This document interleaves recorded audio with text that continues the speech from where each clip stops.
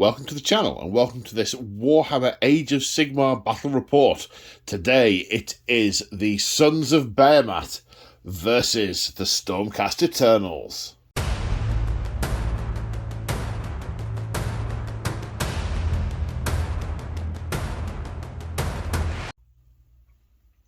Today on the channel we return to our ongoing narrative campaign, The Siege of Excelsis.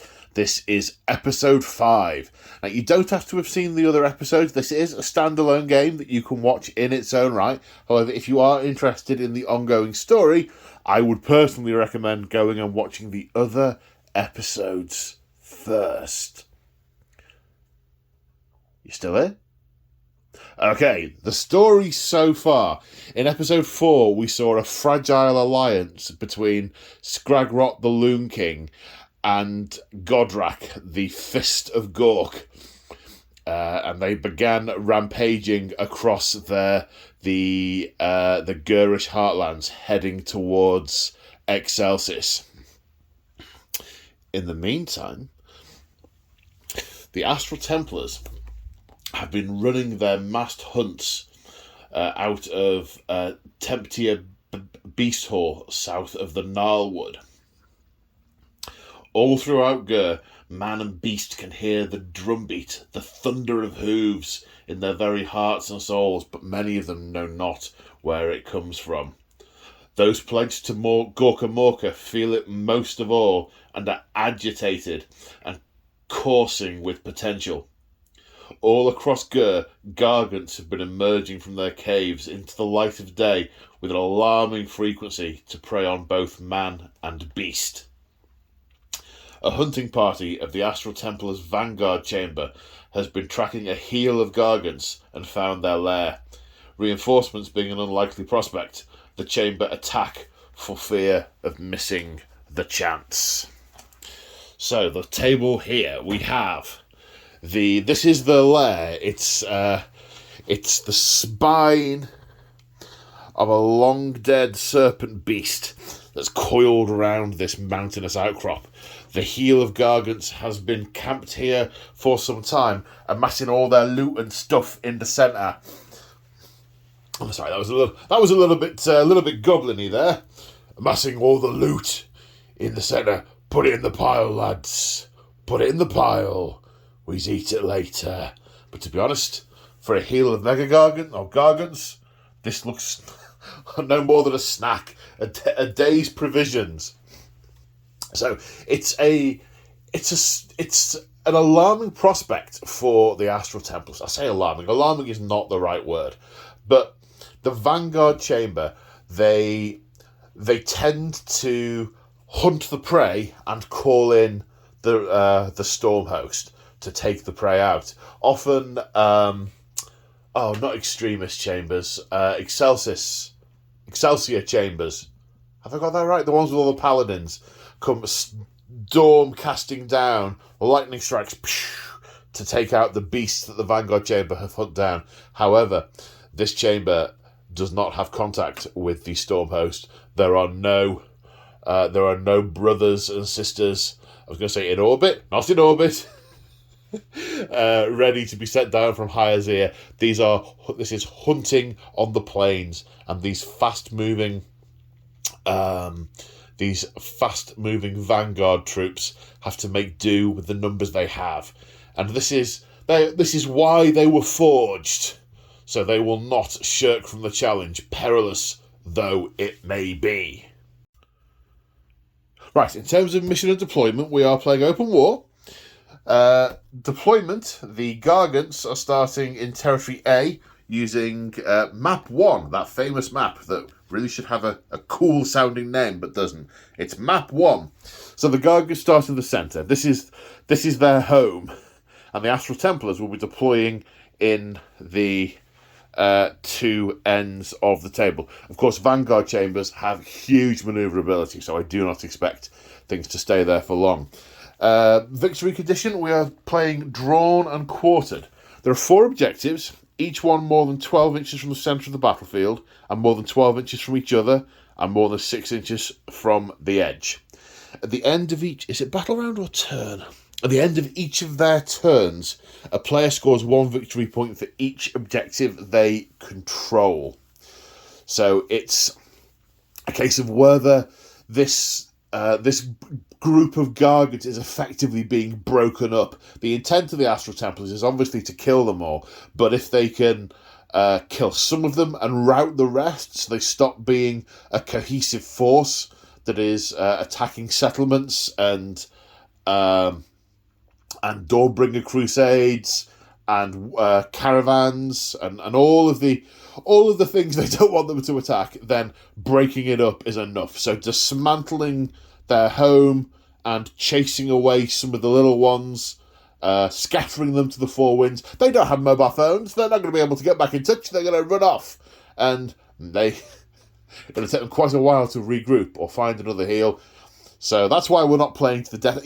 A lot of AOS games, when I look at the scenario, the narrative scenario, I think, yeah, they're just going to kill each other. And I'm like, no. We must find ways of doing it. Yes, this is where they're living. The Astral Templars are coming in to disrupt it, destroy it, kill them, and chase off any survivors. And on that note, let's take a look at the armies. And here we have roughly 1,700 points of Sons of Behemat.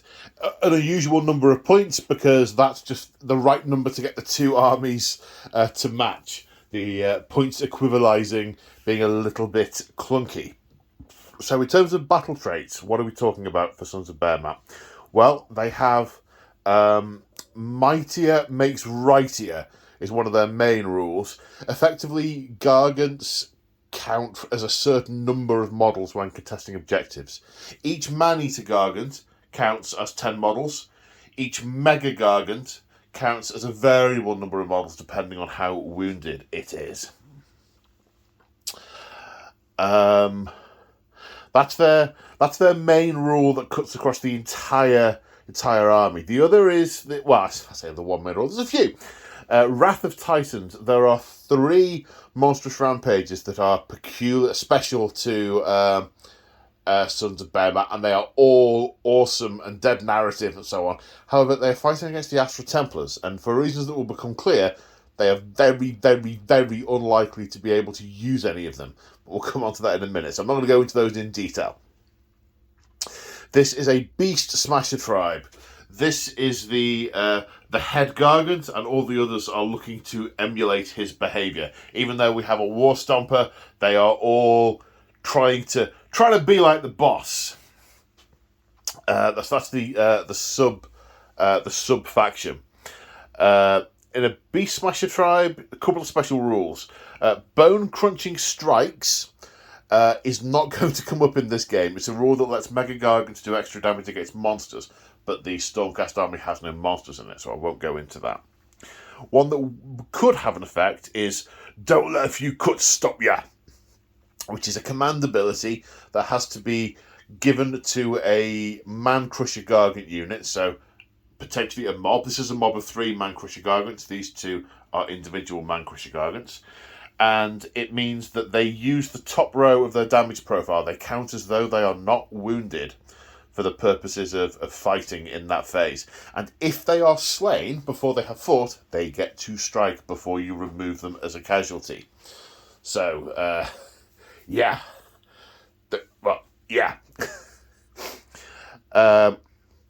Command trait of the general is Sees Green.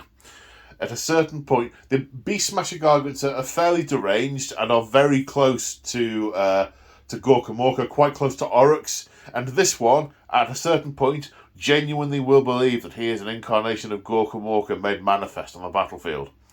It's a command ability that you use once per battle at the start of any phase, and the model gains a 4+ ward save in that phase. So, yeah, seeing green kind of pays off. In terms of artifacts of power, the War Stomper has an Amber Stone Totem. It's one of the generic ones that any tribe can take, which allows him to charge even if he has run. Other abilities that they have on their cards, we will come to as and when they become relevant. So, that's pretty brief. Let's take a look at the Astral Templars. And here we have roughly 1,700 points of Stormcast Eternals of the Astral Templars flavour. So I have tried to produce a Vanguard chamber as closely as I can. The ratios of the units aren't quite right, and the units are supposed to be in retinues of 10 rather than retinues of 5. This is what I did before I really got to grips with how Stormcast lore works, so they are going to be fleshed out more.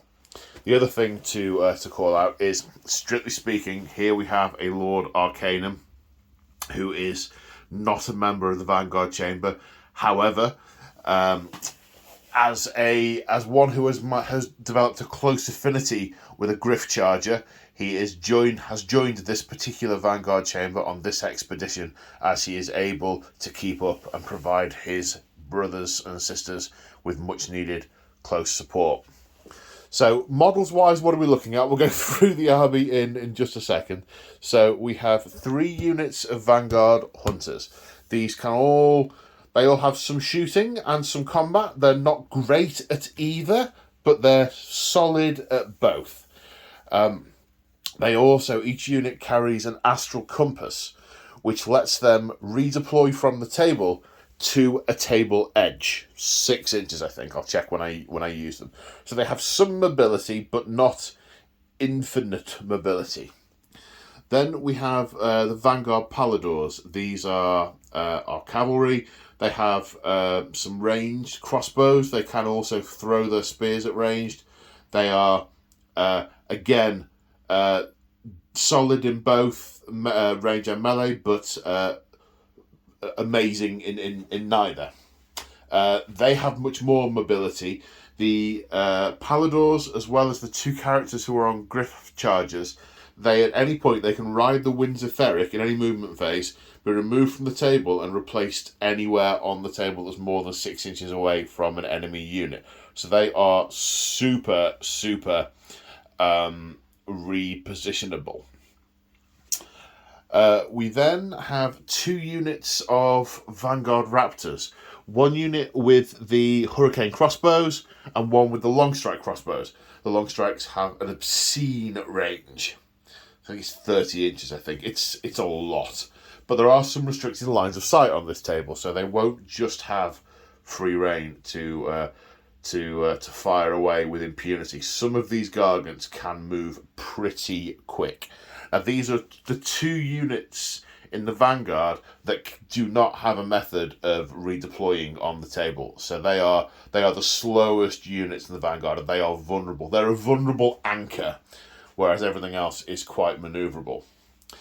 The Vanguard Raptors tend to form a strong affinity with Aetherwings. So we have 2 units of 3 Aetherwings. Effectively, the narrative is each one has befriended an Aetherwing. They're buddies, and the Aetherwings fly ahead and help guide their eyes when targeting. So 6 Vanguard, 6 Aetherwings on the table.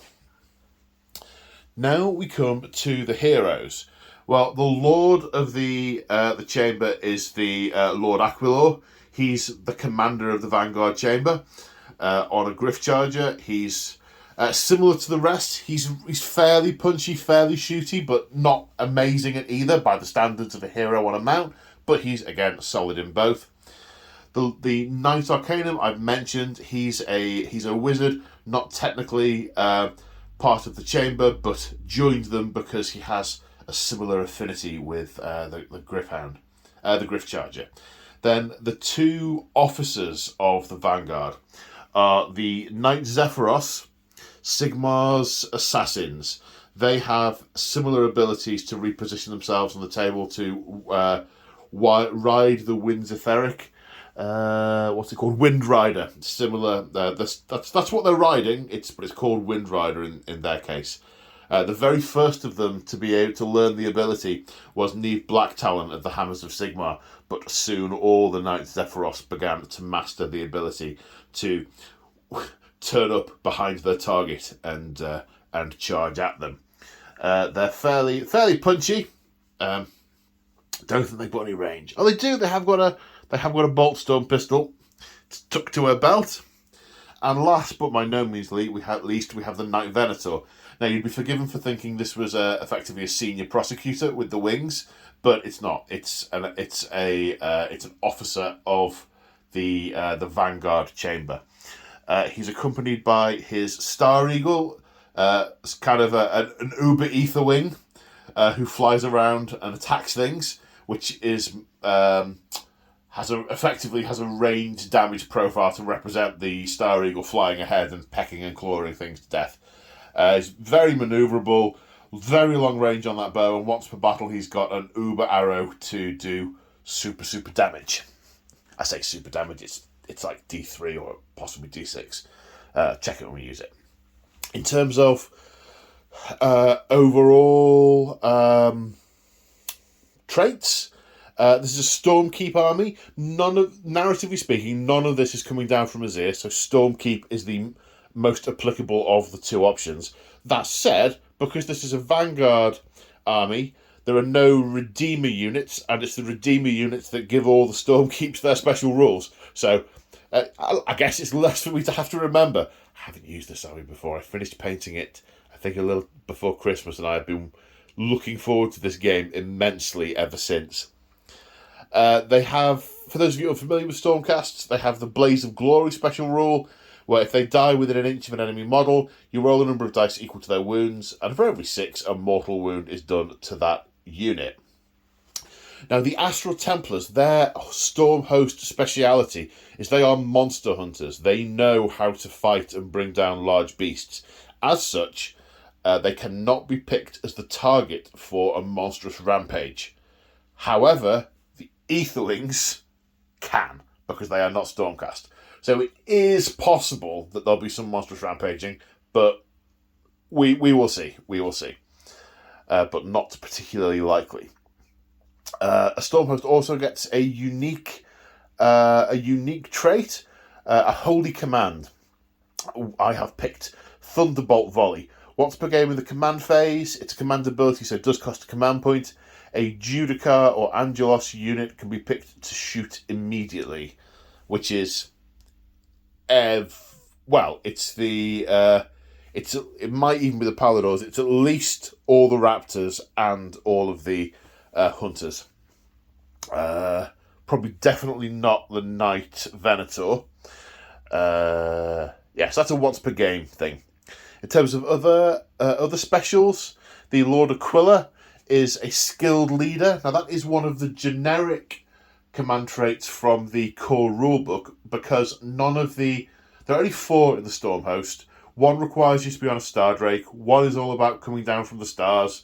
One is about sort of heavenly ether stuff. None of them seemed applicable. But if you listen to the books, or read the books, I should say, I listen by reading. No, I read by listening. The Lord Aquilors are superb tacticians. They have to be able to coordinate the movements of these very disparate units to bring down large prey. So I elected to go for skilled leader, which in the hero phase, I think it's my hero phase, I'd have to check. Could be any hero phase, I think it's mine. On a 5+, you roll a dice, on a 5+, you get an additional command point. I would prefer something more Stormcast oriented, but that seems the best of the options available. He has an artifact of power, which is Drake Scale Armor. If he is wounded by a weapon that has a damage profile of 2 or higher, he can re-roll his saves.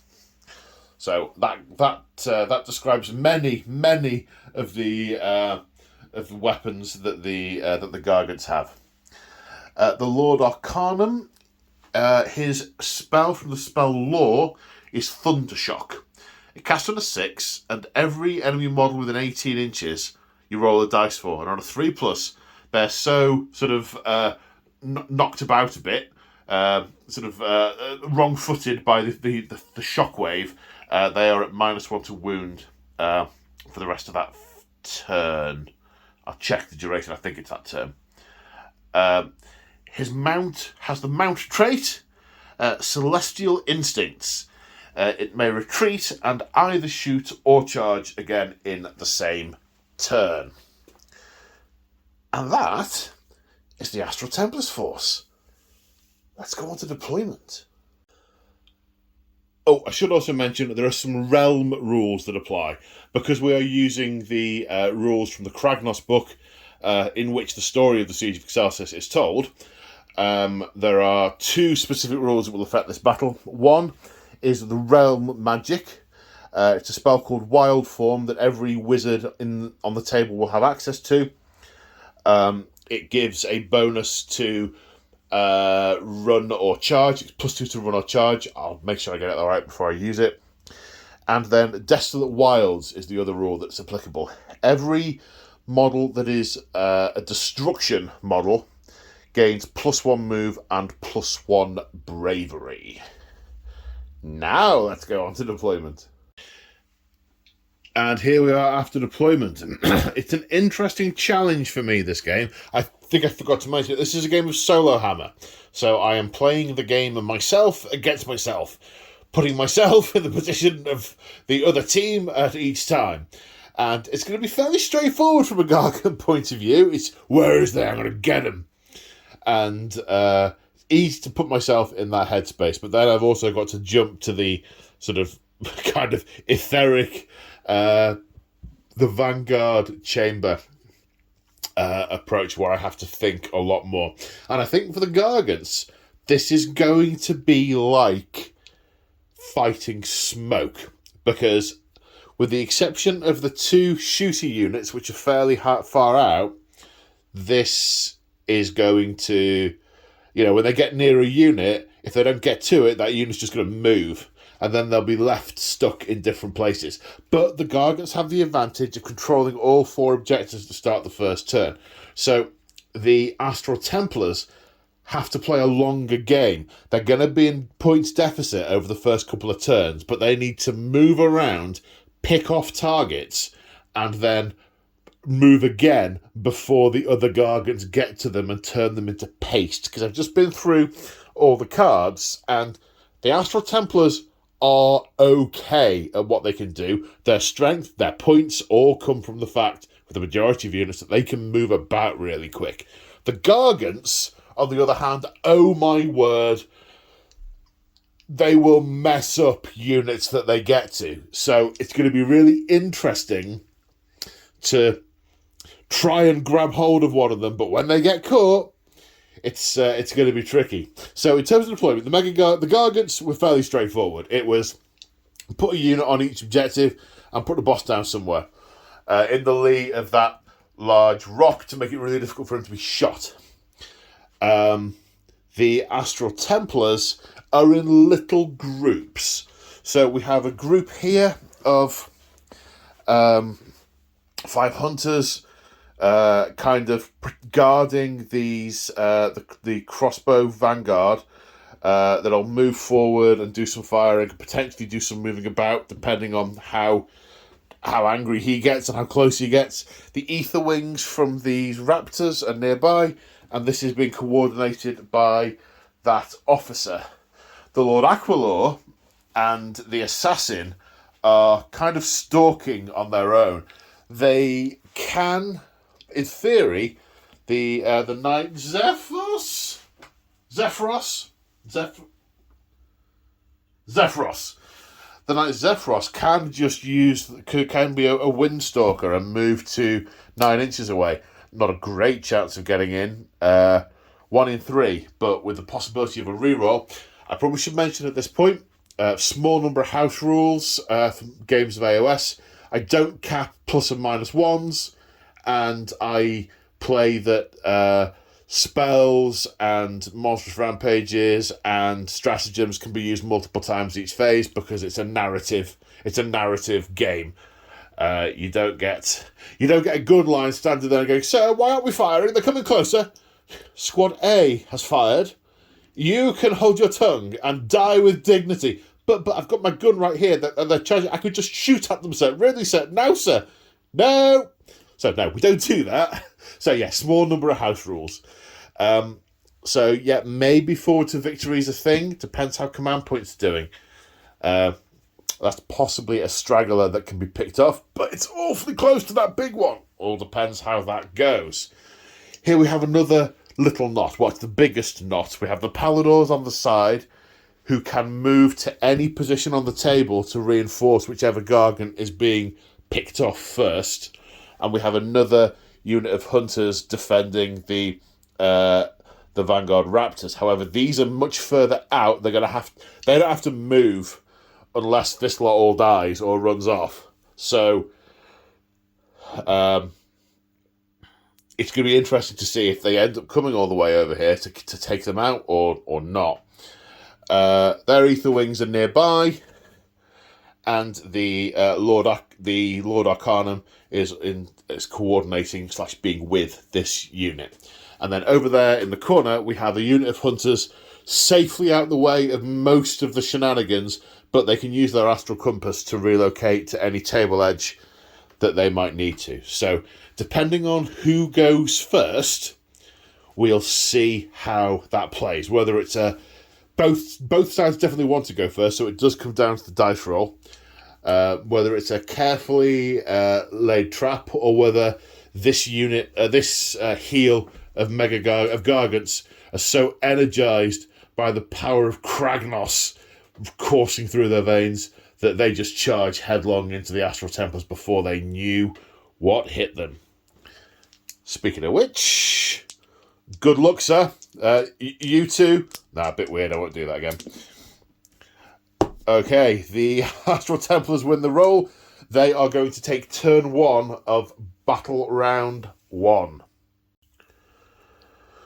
Okay, so far in the hero phase, the Lord Aquilor has generated an additional command point because he is a skilled leader.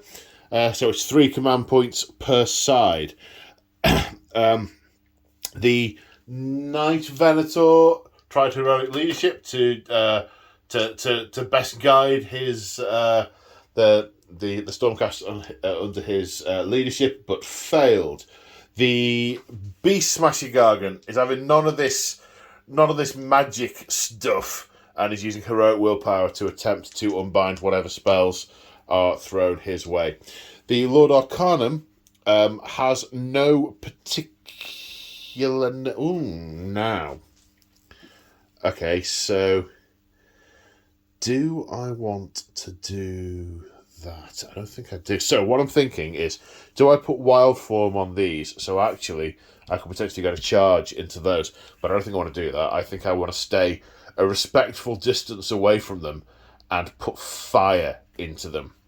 And I think I want to try and bolster these for the potential incoming wrath. So I'm going to attempt to cast Mystic Shield on a 5, which casts on a 9. It's the only spell I'm casting, so the Beast Smasher will attempt to unbind on a 10, which he fails to do. So these guys have Mystic Shield. Now going to think about what I've done. Okay, given this is meant to be a lightning strike, hit fast, kill fast, or something like that, we're going to use the Holy Command Thunderbolt Volley. The Lord Arcanum is going to issue it to the Vanguard Raptors with long strike bows, who are going to get to shoot now. So, Vanguard Raptors with long strike bows. 2 shots each. The Ether Wings are not within 12 inches of their targets. They're going to hit on 3s. So that's 5 hits. Wounding on 2s. That's 3 wounds at -2, so that goes straight through on the on that Gargant because they have a save of 5+. So that Gargant has taken 6 wounds, 6 damage before we go into the movement phase. So we're at the end of the movement phase. That took a while and a bit of head scratching. So I'm playing that these can't be shot through. They're barricades, effectively. However, they are 4 inches in height, which means with the long shanks rule, the Mega Gargants can move over them freely. So they are not penned in by those, but I can't shoot through them. Because I've tried to build up the sort of moss and the sort of the foliage in them. In reality, they're sort of caked up and skanked up, and all the detritus of the gargants, they sort of smush into the gaps for later. So they're I should mention, actually, these are from March of War, the channel's official painting studio. Go check them out. Should probably also mention, actually, the Matt's P-Work War Games. He says, doubting himself for a moment. I'm pretty sure it is. And the... I can't remember who these are from. Oh, the crates, the barrels and stuff, they're also March of War. I'm sure my brain will uncrash in a minute. I digress. I'm too excited for the game. I'm terraining a bit. So these guys have moved forward to interdict over here, but also to get into range. Yes, there's a Mega Gargant there, but they are protected by the spells of their... they think they're going to be fine. The Ether Wings have moved into targeting position, ready for the Raptors to put more fire into those into those Gargants, that man-crushing mob. The Paladors could have moved, but wouldn't have all been in range, so instead they've ridden the Winds of Theric to get here, so they are exactly 9 inches away. And the Lord Aquilor and the Lord Arcanum have moved here also to reinforce any countercharge, because they're not convinced they're all going to go down to shooting, so there will be a return charge imminently. Over here, there is a Man Crusher on its own. The unit that was in that corner have used its Astral Compass to come over here, where they're going to put fire down into it to try and see what we can strip off it. Then potentially we can unleash hell when it comes to attack, possibly even the Knight Zephyros, who was here and has wind walked over there. As soon as it steps out, bang! Or maybe even we can get a lucky charge. We'll see how knackered it is. Because in theory, the War Stomper's got other problems and isn't going to come this way.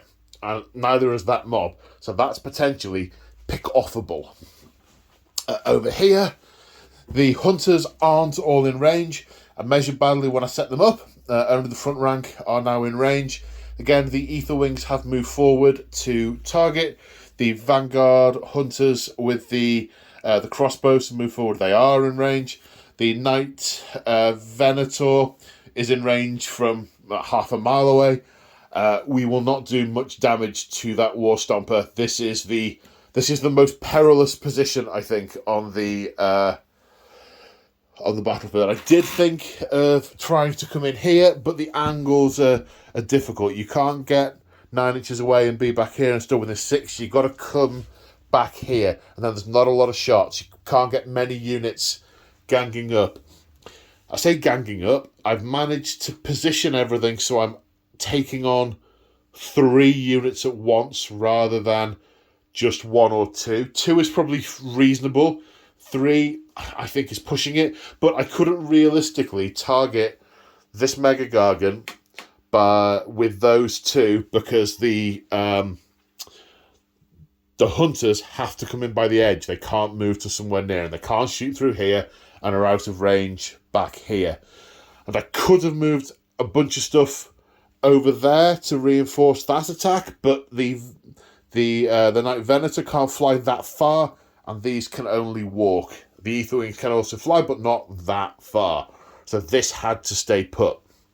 So it's going to be interesting to see how it plays out.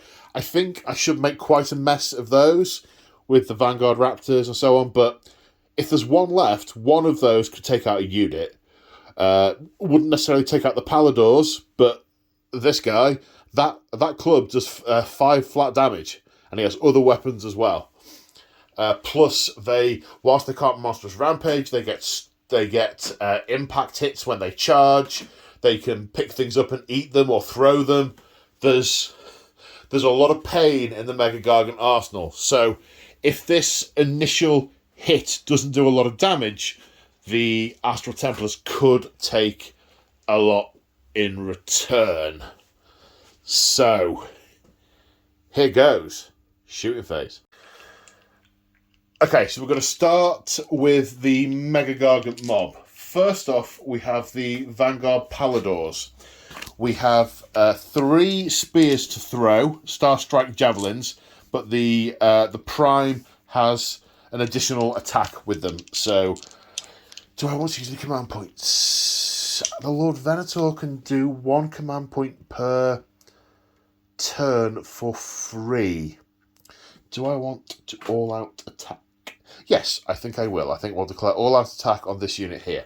Now, is it worth declaring all-out defense with the with those guys? I'm going to say yes. They've got quite a few command points, and I think there's going to be a bit of ow. And you can see the arrows sticking out of them. I think they might tortoise a little bit, so I think they're going to all-out defend. So, rolling to hit with the javelins would be 3s, but now 2s. Is 4 hits. Wounding on 3s. 1 wound. Render -1, so 5 plus -1 plus 1, back to 5 plus. Is passed. Nothing from the javelins. Oh.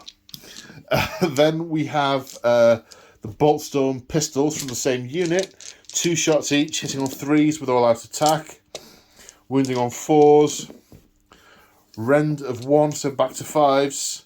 1 damage taken. That was underwhelming from the Astral Templars' perspective. The Lord Aquilor and the Lord Arcanum also have pistol. No, the Lord Arcanum doesn't. He does not have a melee weapon. I'll put him back. The Lord Aquilor. I got my cards. I love my cards. I'm so happy that 40k seems to be going in the card direction. It makes me very happy. But this is AOS. So 4 attacks with his heavy Boltstorm pistol. 3s and 3s. 3 hits. 1 wound. Rend -1. Takes another point of damage. Oh, I've counted the wrong way. Like a silly so-and-so. So 8 wounds. I'm sure some of you have already... I've either yelled that or possibly typed that in already. So he's got 4... He's taken 8 out of 12. Right. I am not sure how much damage is going to be done here. Going to fire with these first because of range considerations. But looking at it, I think I need to check that they're actually within 12. Yes, they are. I measured it when I put them down, but by eye it looks like... I would swear that's more than 12, but it isn't. Okay, 11 shots with the Boltstorm pistols. The Prime gets an extra 1. Hitting on 4s, wounding on 4s. Something's telling me that 6s are special, but they're not. 4s to wound. 1. -1. Takes another point of damage. Okay. Oh, that's not going very well. Right, we have the Vanguard Raptors with the long strike crossbows. They are now going to hit on 2s because the Ether Wings are within 12 inches, and they have the Marked for Destruction rule, which gives any Vanguard Raptors +1 to hit if they're within 12 inches of the target unit. So hitting on 2, 6s are special on these. So that 6 goes straight through to 2 mortal wounds, no need to roll to wound. Wounding on 2s. 4. -2, so we're saving on 6s with the rend. So no. So that's a total of 2, 4, 6, 8, 10 damage. It takes 3 to kill you, putting 7 onto you. There's now a rule called Timber, where they fall over and can do damage to nearby models that are not Gargants. Nothing is near enough to be damaged, so I'm just going to remove him. 1 Man Crusher Gargant down. Might try a charge over here. Possibly even with him as well. But then that's awfully close to that guy. Yeah, that's gone badly. That's gone badly. At least if they... Yeah, It's gone badly. Well, I mean, it's only got 5 damage left. Is there any way I can get... Now, let's have a look. I'm going to get down to the eye view of the Knight Venator and see. Yes, he can. He can definitely see through that gap to that Gargant. Now, the question is he within 30 inches? No, 36. Could maybe have tried to clip him to death with his shots. He has potential to do 6 wounds, 6 damage at 30-inch range. It's would have been a long shot.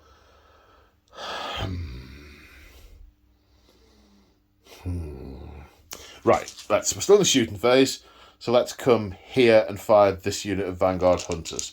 11 shots because the Prime gets an extra 1. 4s and 4s. 4s to wound. 1.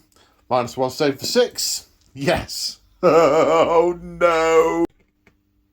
The Knight Zephyros has a Boltstorm pistol and can see the Gargant's head. It's a better profile with firing from the Knight Zephyros, as you might expect. 3 attacks, hitting on 3s, wounding on 3s. 1. Render -1, save for 6. Yes! Oh my god! That Gargant's head is pure bone. It's got arrows stuck in it and he doesn't even notice. Okay, so coming over here, we're going to start with the Vanguard. The reason I haven't got the dice ready is I was just about to do something else and then I realised I wanted to change my mind. And before I thought it through, I'd press the camera. Right. They aren't all in range. It's only the first rank ball. So take 4 out. Right. 4s and 4s. Okay. That's the best so far. And there it goes. 2 at -1. Mega Gargants have a save of 4+, so 2 saves of 5+. No, 2 damage on the Mega Gargant. Now, we have the Raptors. Right, Hurricane Crossbows have 4 shots each. They hit on 3s, wound on 3s, no rend. Every hit, however, counts as 2 hits. So there's a potential for up to 24 hits here. Their ether wings are within 12 inches, so they are hitting on 2s. That's all hit, which means we have another 12. So that's 24 hits out of 12 shots. 24 hits, wounding on 3s. Nearly. Wounding on 3s. 13 wounds, so 13 saves of 4+. Okay, so all the 4+s have been saving themselves for that saving throw. 2. Out of 24 hits, 2 wounds, putting him up to 4 wounds. 4 damage taken. That's less than ideal. I'm going to say it. It's less than ideal. Right, the Knight Venator now. Now, the Knight Venator does have a once-per-game ability, Star-Fated Arrow, which has potential to do d6 mortal wounds to a monster. However, you don't get to use your other shots if you use it. So, I'm not going to yet. It might become crucial later on to try and pick up, because they're all monsters. You can target anything with it and do d6 damage to it. Because it varies. It's d3 to a regular unit and d6 to a monster. So I'm going to use his regular attacks. The Realm Hunter's Bow is going to hit on 3s, wound on 3s. 2 hits. No wounds. Then the Star Eagle is going to rake it with its beaks and talons. Its beak and talons on 3s. Wounding on 3s. 2 at -1. Saves of 5+. Okay, so the Star Eagle has done as much damage as the Raptors did. Go, Star Eagle, go! So it's 4 damage done. Looking around the table, and that's all the shots. We've killed 1 Man-Eater. 1 is over half down. Just over half down. And this Mega Gargant, yeah, not so much. I need to decide where I want to charge, because it could be a case of sacrificing brothers and sisters now to limit where the charges are going to fall. Right, I'm going to talk you through my thinking. So the Knight Zephyros can do a maximum of 6 damage.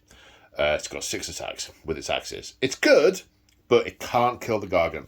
Both would have to get in, and both would have to fight before the Gargant. The Gargant will take out whichever unit it attacks. On the other hand, if the Gargant comes to me, I can potentially relocate, move further away, or I can potentially shoot into it before it gets in, giving me more chance of killing it in return. Over here, I could charge in with the Paladors and or the Knight Aquilor, which will put them here. What that'd do is bring that guy in. And then I wouldn't be baiting him out there with a sort of fairly even fight across 2 units. I'd end up with 3 Gargants, because the Mega Gargant could come in against my Paladors and potentially my General. So I think the best thing to do is make the Gargants decide who they're going to attack. And just give them 1 set of attacks at me before I can back off. So if I attack them now, I might kill 1, maybe, but the others will get to fight back. Oh, but will I though? Let's have a look at the Paladors. Realistically, how good are the Paladors? They get 1 attack with the Javelin in combat, which is not great. The shock axes and hand axes are much better, but the Javelins look cooler for hunters. Damn my rule of cool. 1 attack with a Javelin, 2 damage weapon, and 3 attacks with the Razor Beaks. Maybe. I might bring down 1 of the Gargants, but I won't bring down both. Got 5 wounds each. They've got edbutts that do flat 4 damage at -3. No, I'm going to stay where I am. I'm going to make them come to me, and potentially I can back off when they come closer, because I have the command points to do it, and we'll get more command points before then, or another command point before them. Let's pull them out of position and then react, rather than letting them dig in and consolidate. I don't know if I'm going to regret that, but that's what I'm going with. So, no charges, no combat. Battle shock, their bravery 7, they've only lost 1, they can't fail. So it's on to Sons of Behemat, turn 1. Okay, near the end of the hero phase. So, the Beast Smasher has attempted heroic leadership and failed. The Lord Aquilor has attempted it and succeeded. I did debate doing Finest Hour on this guy, or using him to try and get the extra command point, but there's not a lot he's going to be able to actually issue orders to, depending on where these guys go. He's going to have a bigger range. And unfortunately, the mob have lost the what's it called?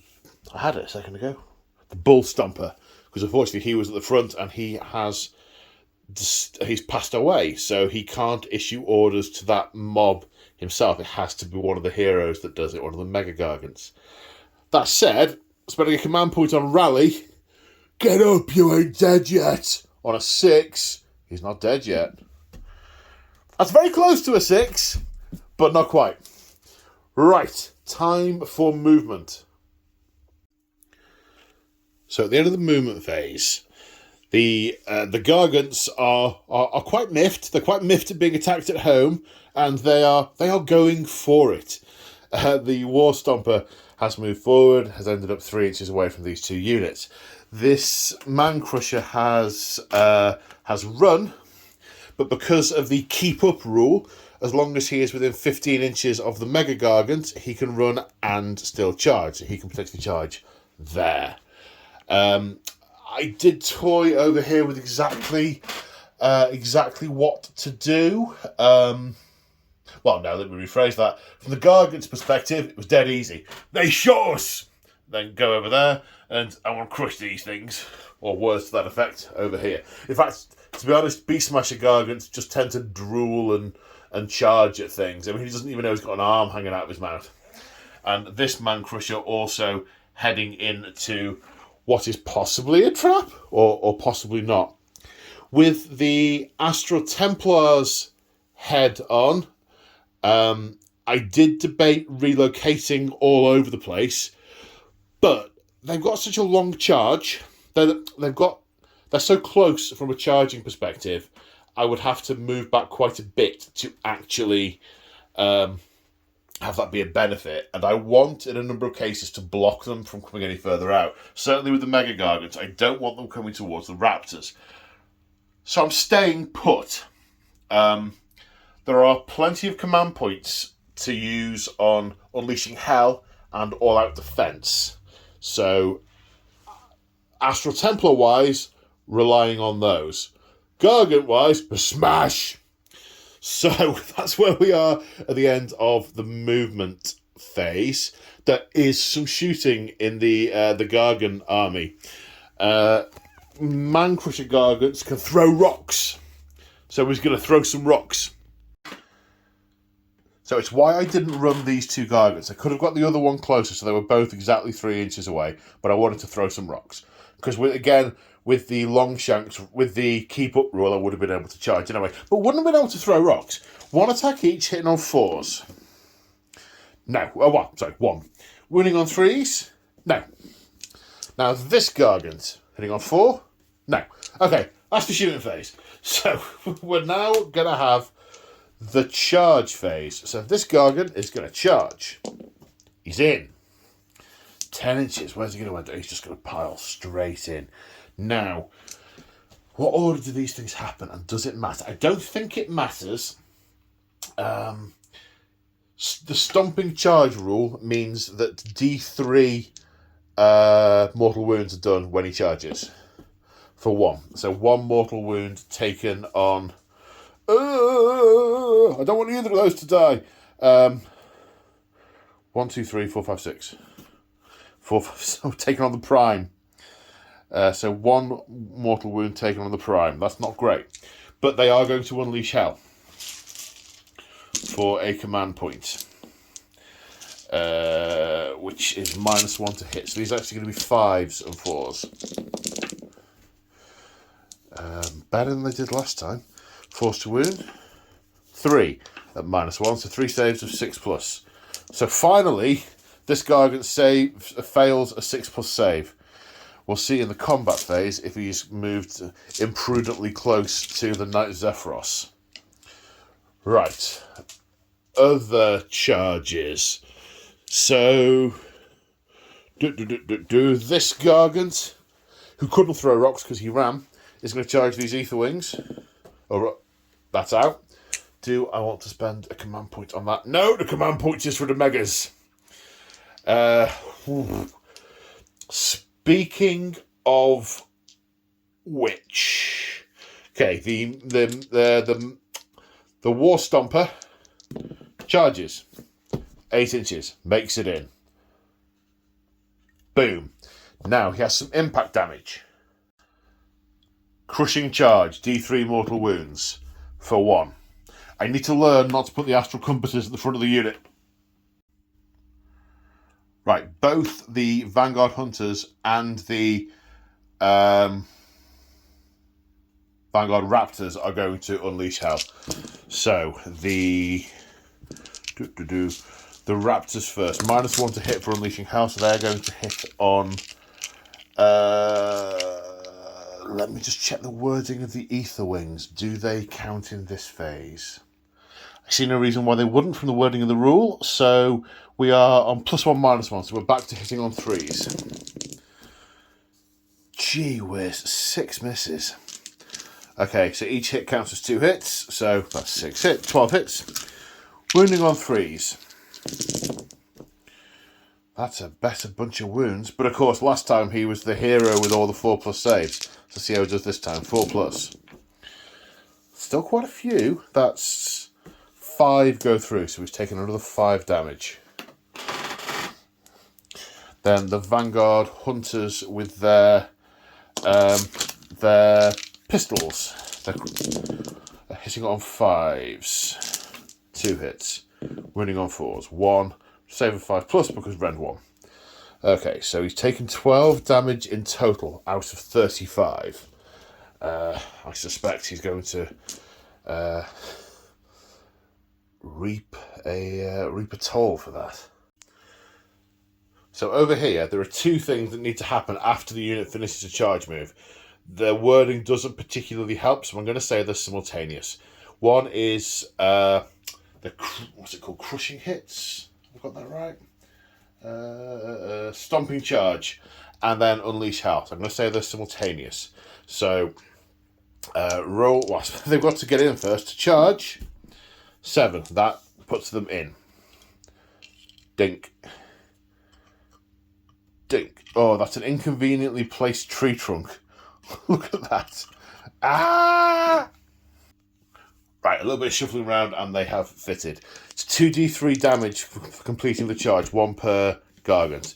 So that's 3 wounds go on this, let's say this. But no, you had to barge this one out of the way, so let's say they've taken the mortal wounds. But the Lord Aquila is going to use the command point he created at the start of the term to get them to unleash hell. 7 shots of Boltstorm pistols. -1, of course, because it's unleashing hell. So 1 hit, winning on a 4, doesn't wound. 4 shots with Star Strike javelins being thrown, hitting on 4s. 2, wounding on 3s. 1, render -1, so save for 6. No, 2 damage, not enough to bring one of the Gargants down. And then we have the Beast Smasher. Dink. Now, how does his impact damage work? I say impact damage, that's like 4th ed 40k talk. Beast Smasher, crushing charge. On a 2+, it does D3 mortal wounds. 2+, D3 mortal wounds. 1.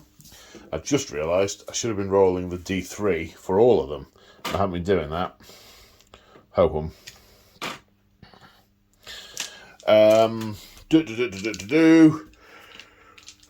Right, that's the end of the charge phase. So, monstrous rampages all around. Pick your targets. You can't pick an Astral Templar as a target.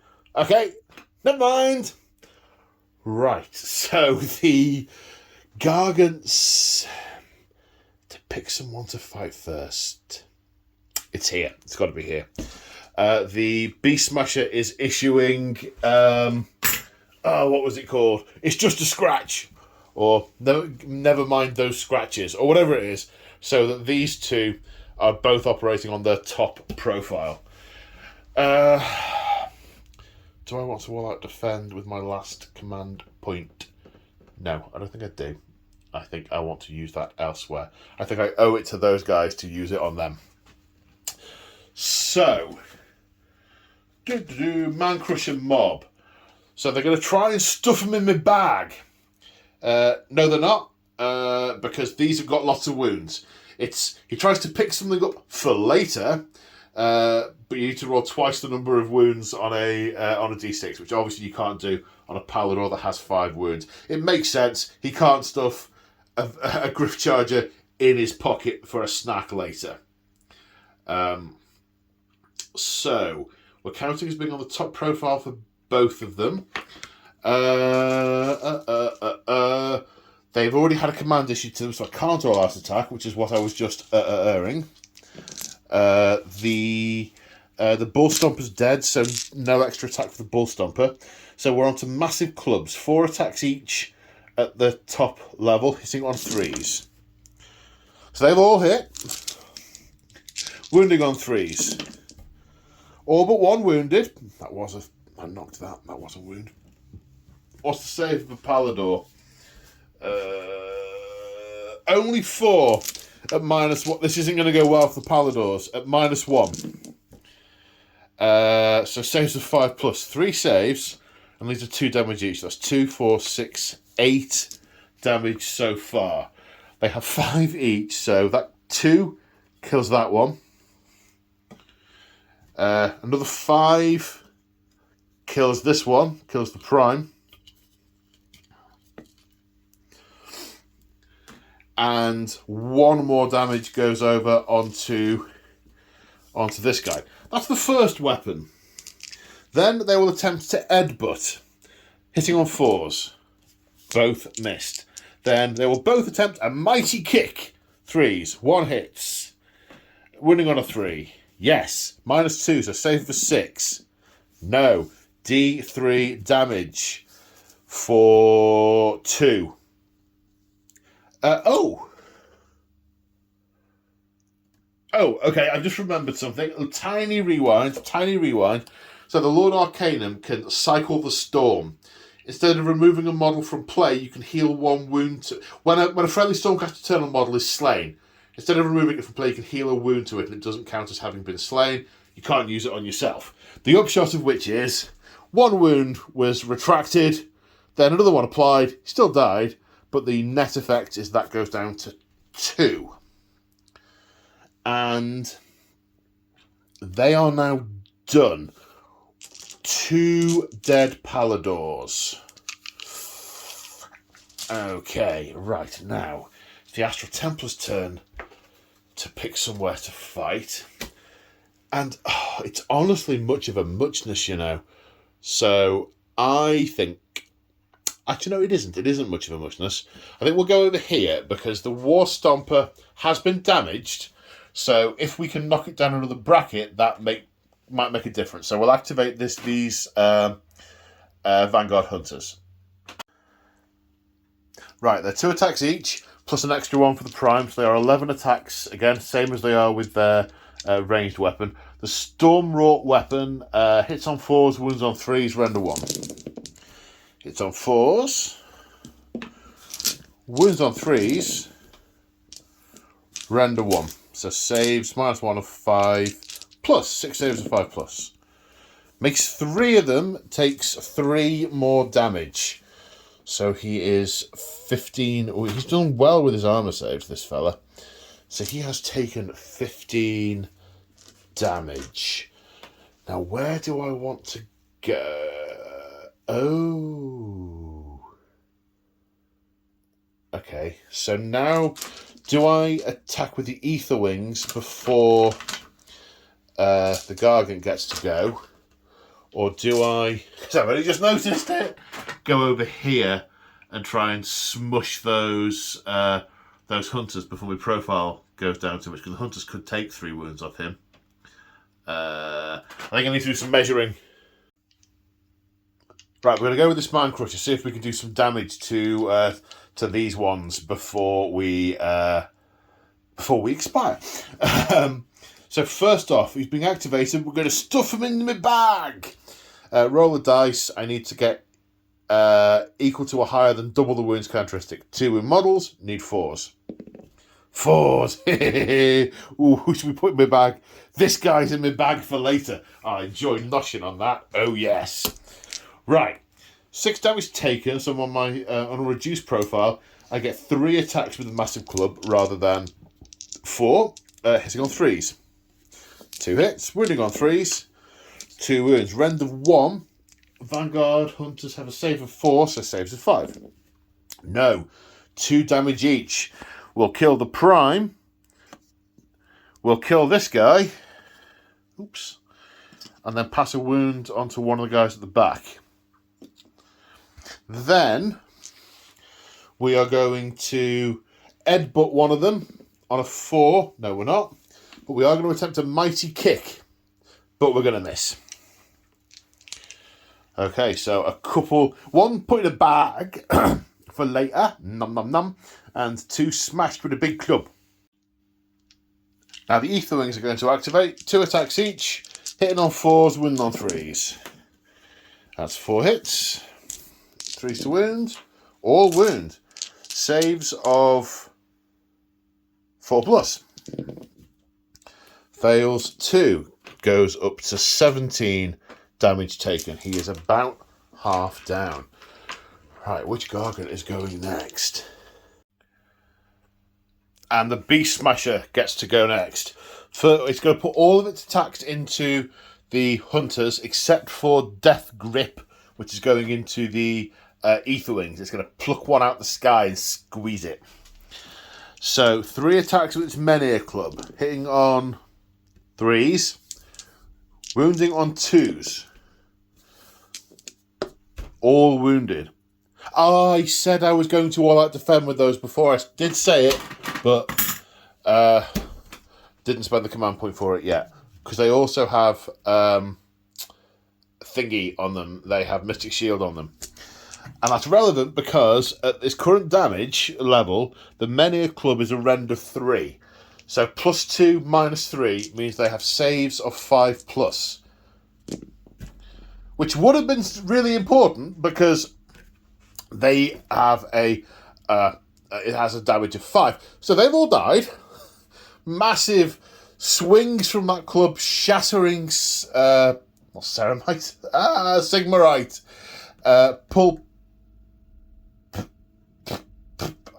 I've just realised my error. Pulping creatures to hang on, I'm going to compose myself.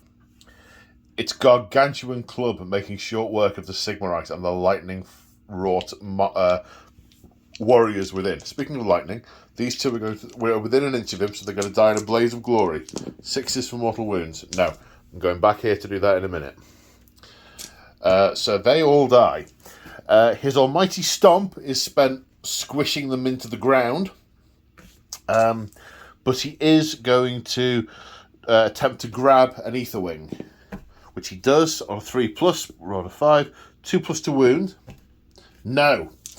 It's a slippery little sucker, and it got away. Maybe the lightning arcing skywards zapped into his hand and made him release the Aetherwing just before he started to squeeze. Right, we had 3 Blaze of Glories over here. So 6s do mortal wounds. 2 mortal wounds done to this Gargant as those noble souls return to the soul mills. And this one, 2 of them in fact. They had 5 wounds each. They have 5 wounds each, so 6s do mortals. 3 mortal wounds, which is enough to kill this Gargant. So, apologies for the timing. Right, now we need to see which way he falls. The winner of a roll-off determines which way the Gargant falls. Which is the Gargant player. He's going to. So within 3, I pick a point within 3 inches, and every non-Gargant unit within 2 inches of that takes D3 mortal wounds. So I'm going to pick there. So these 2 units are going to take D3 mortal wounds. The Palador for 3, which is enough. Hang on.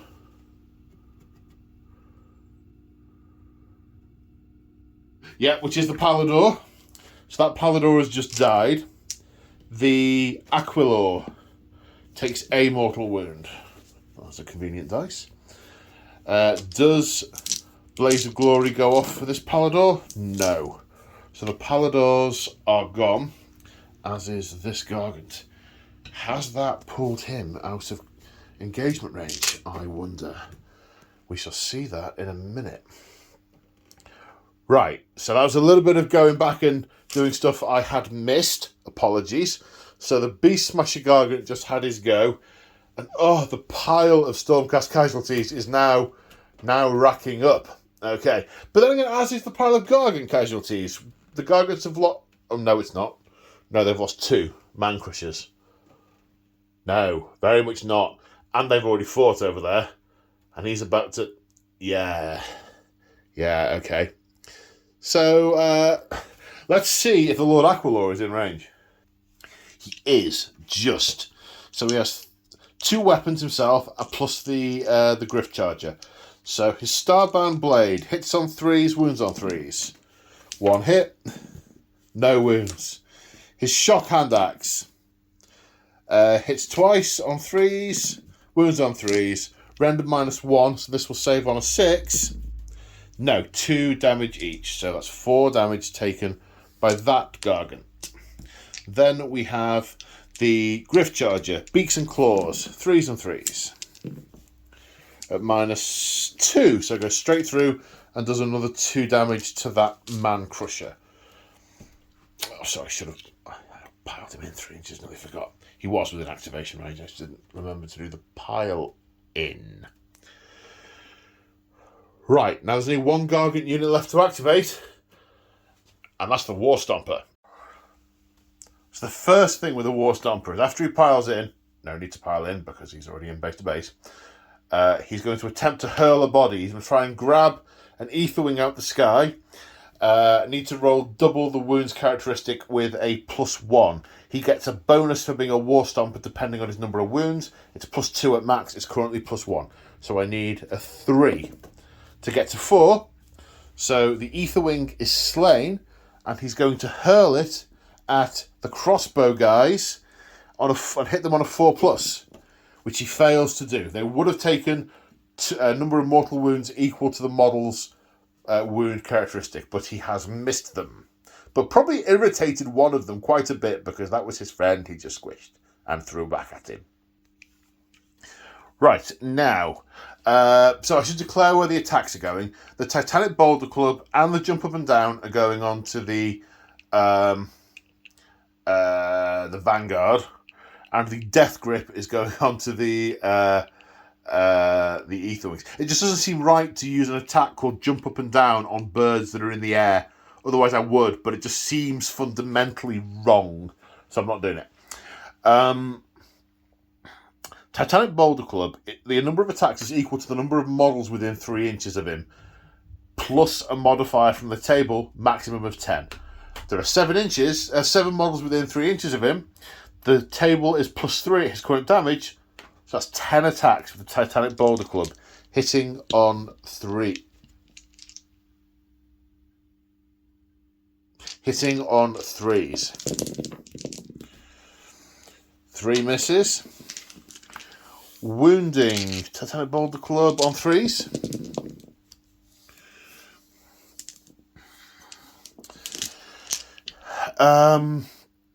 Rend of 2, so saves of 6s. 1 save. That is 8 damage done because they're 2 each, which leaves 1 left on a wound, which we're going to say is the prime because it's heroic.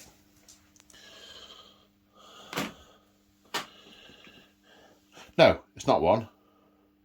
There's 9 wounds left. You've done it. Yes, it is 1. It is. So these 4 all die, but they will potentially go off in a blaze of glory. 2 mortal wounds, taking him up to 19 damage taken. He is then going to jump up and down on the last one, which hits on 4s, but it has the almighty jump rule, which means that he adds 1 to hit rolls if the target has a wound characteristic of 3 or less, which it does. So jumping up and down is going to be on 2s. 4. Wounding on 3s. 3.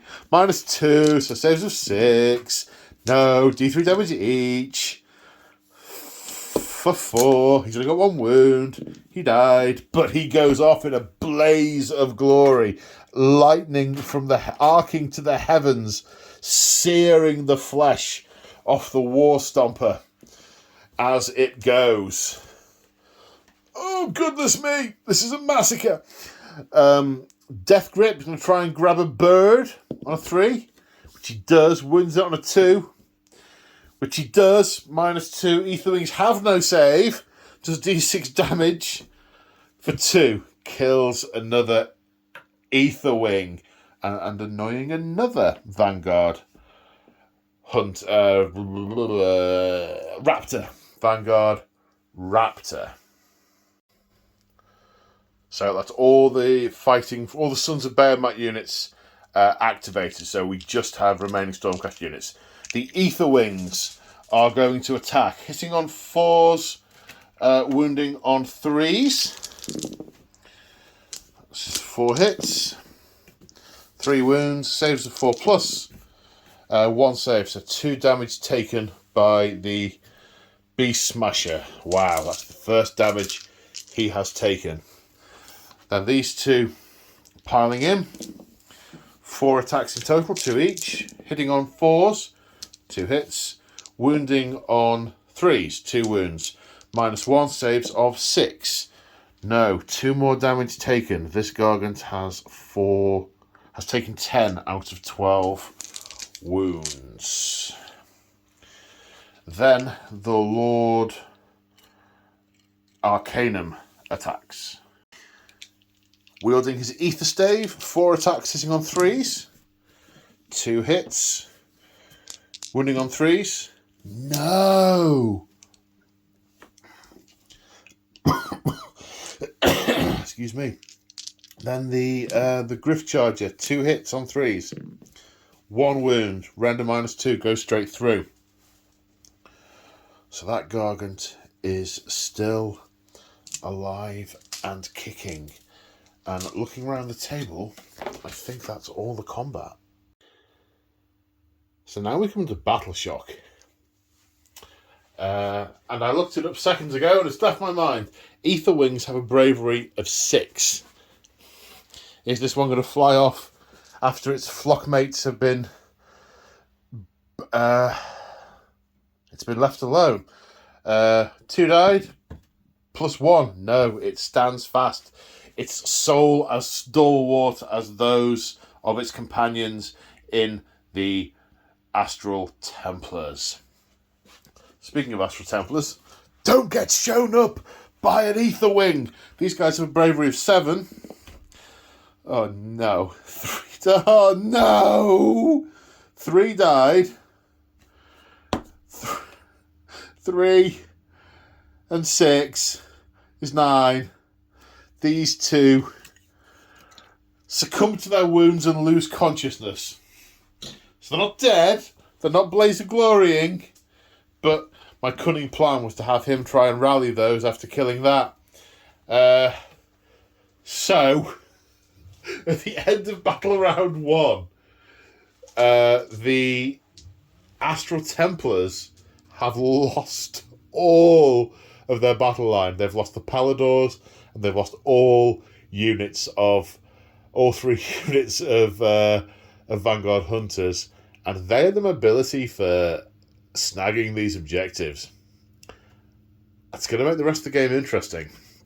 And when I say rest of the game, it is going to be interesting. Now the cat and mouse portion starts. Of course, we need to see who has priority in Battle Round 2. So the Gargants win the roll. Do they want to go first? I mean, yeah. Yeah, they do. They very much... do we, though? So let's have a think out loud about this. If we go first, we will have to stay and fight these Ether Wings. Unless, what's the rule about them falling back? I need to have a quick look. Yeah, there's nothing about moving and falling back and still being able to charge. So I would have to stay there and fight the Ether Wings, then get shot. Or if I went first, so if I went second, I'd get shot, then kill the Ether Wings, then be able to move. So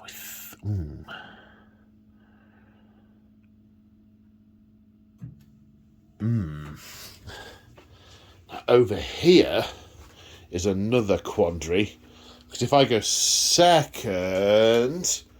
that Gargant dies, because it's going to get shot a lot by that, and there's still an Ether Wing in range. But if I go first, all I do is kill the Ether Wing.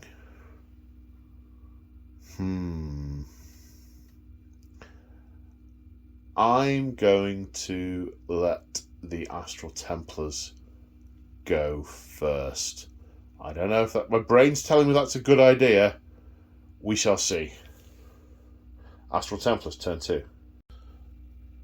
I should, of course, mention before we go on to turn 2 that at the end of Sons of Behemat, turn 1, That was turn 1. They score 4 points because they control all 4 objectives. The Astral Templars scoring none in their first turn. Right, Astral Templars turn 2. Right, Astral Templars hero phase was quite brief. The Lord Arcanum attempted to use Healing Light to put a wound back on the Lord Aquilor and failed. He needed a 5, he got a 4.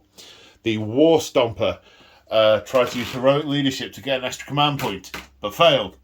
And it is the Knight Venator's finest hour. And that's all for the command phase.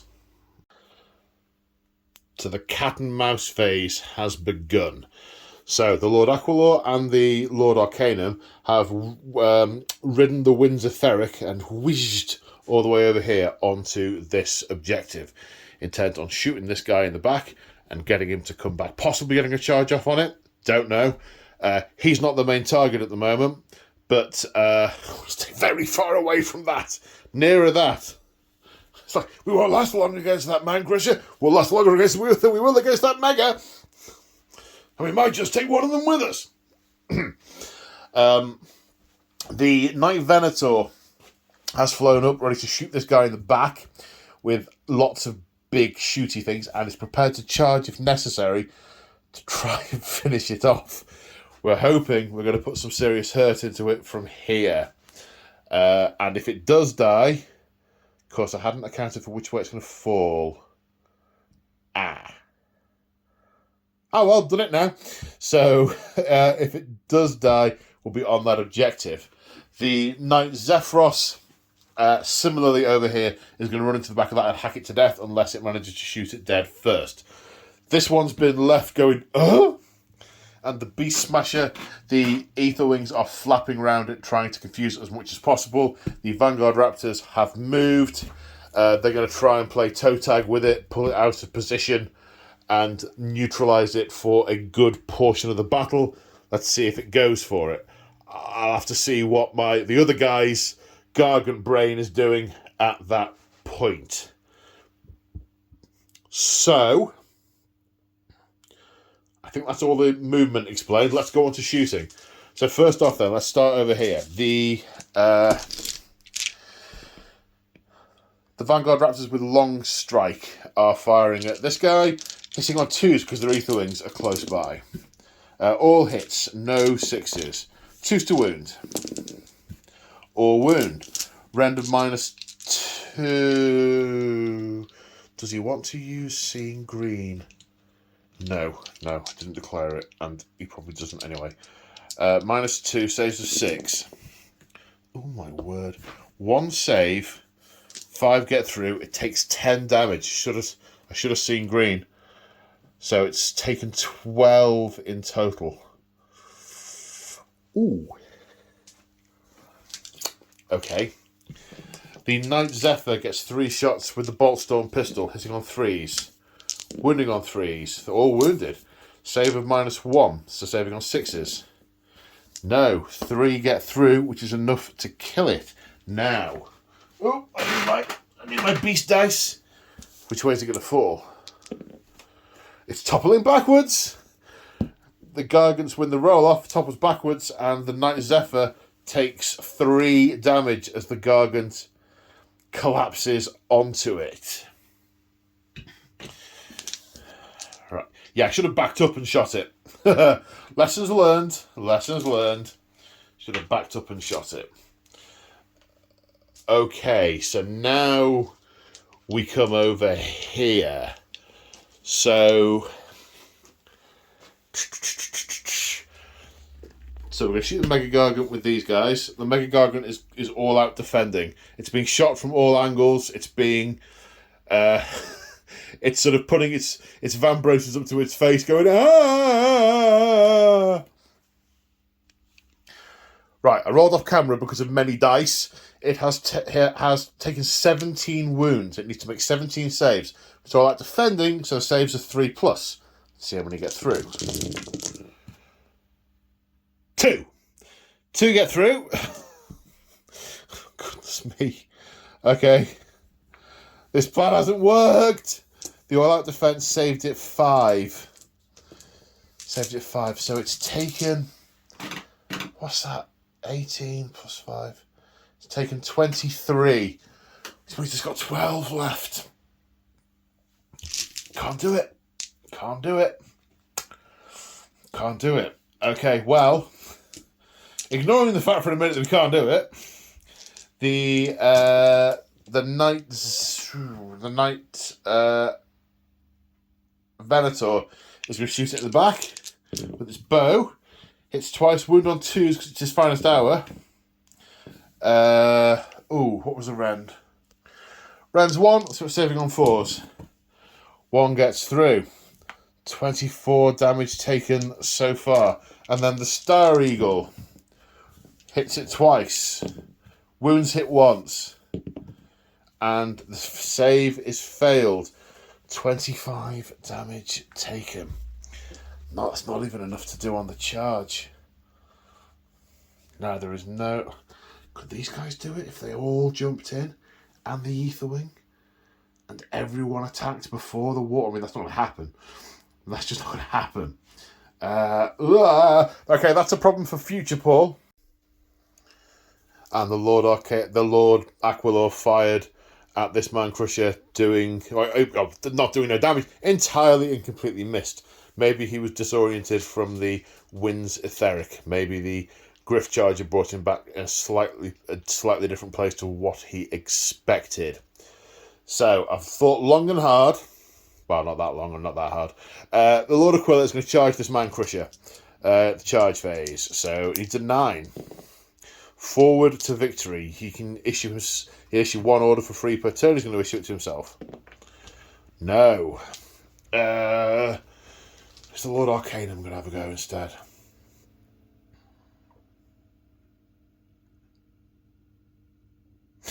No, the Lord Arcanum is not. He's going to be cautioned to stay put by the Lord Aquilor. Because the Lord Aquilor has Drake scale armor. He can be a little bit cockier. The Lord Arcanum has not.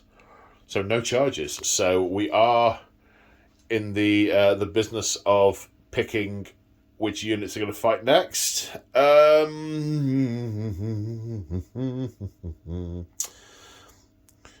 What I'm trying to decide is potentially 1 wound on that going to make a difference to whether it lives or dies next turn? It might. We're going to go with this Aetherwing first. 1 hit. 1 wound. -1. Save for 5. Yes. No difference made. Okay, so the Beast Smasher with the Club of Menhir hits twice. Wounds twice. The Aetherwings have no save. Doing 10 damage to the Aetherwings, 5 a time, killing the Aetherwings. I choose to believe they've flown off. Well, they were sort of hit and they went that way, so maybe they flew off, maybe they're okay. Now the War Stomper, at its current level of damage, is going to attempt to pick up the Aetherwing and throw it at the Vanguard Raptors. On a 4+, it'll grab the Aetherwing. No! Come on, Aetherwing. Right, there's only 1 model within 3 inches of it, so it only gets +1 to its Titanic Boulder Club, and it only gets 2 from its current profile. So 3 attacks, hitting on 3s. Come on, Ethy. 1 hit. Wounding on a 3.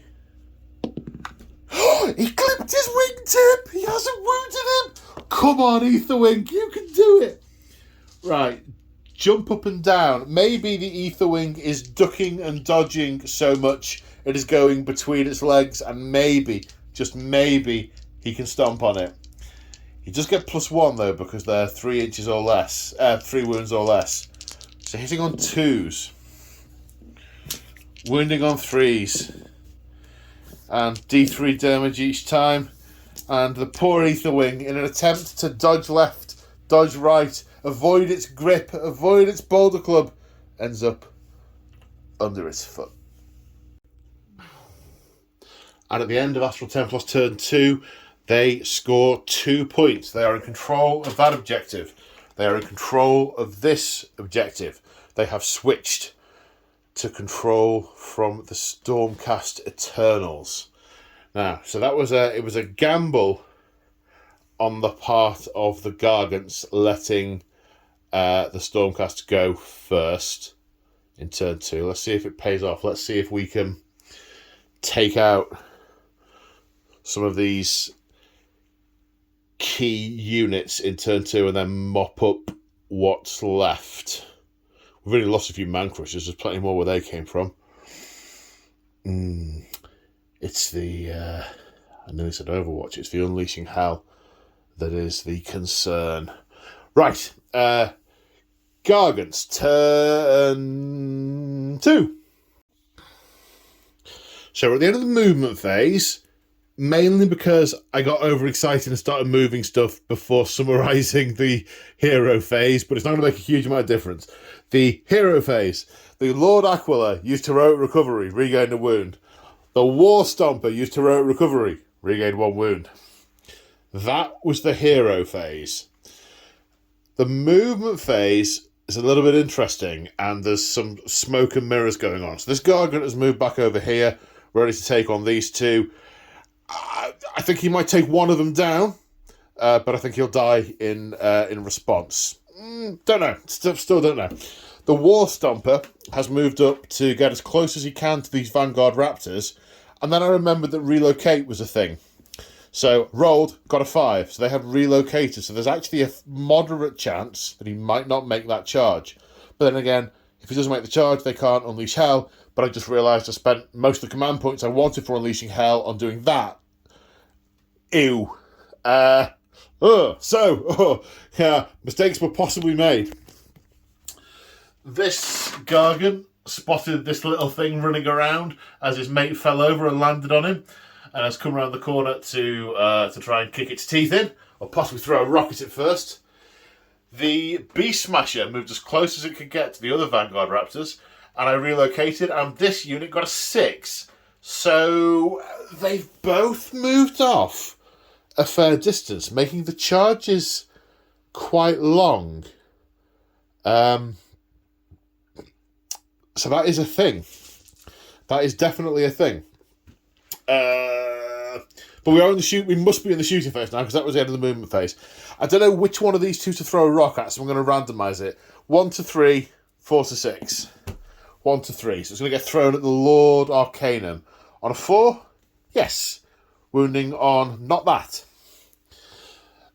Then the guy over there is going to pick up a big rock and chuck it at the Night Zephyr as it climbs out from underneath another Gargant, a dead Gargant. Hitting on a 4. No. So that rock is not chucked. Right. That is all the shooting, because it's only the man crushers that throw rocks. So we must be on to charges. I'm going to need to do some measuring. I need to build up some tension. Okay, so it's not got a huge amount longer over here, even though they rolled a 6, because they couldn't go directly back. They've had to come this way. It's only a 7-inch charge, which he makes with an 8. On a 2+, I say 2+, it will be 1 minute. Yeah, his crushing charge will activate on a 2+, doing D3 mortal wounds, which will kill one, who will Blaze of Glory and do 2 mortal wounds to him.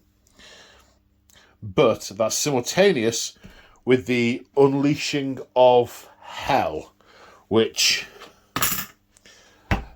now cannot happen over there. So this is 6 shots, which would normally hit on 3s, but -1 for Unleash Hell. So 4s, 2 hits, winning on 2s, 1, save for 6, because -2, 2 more damage. Okay, so that guy died from the impact.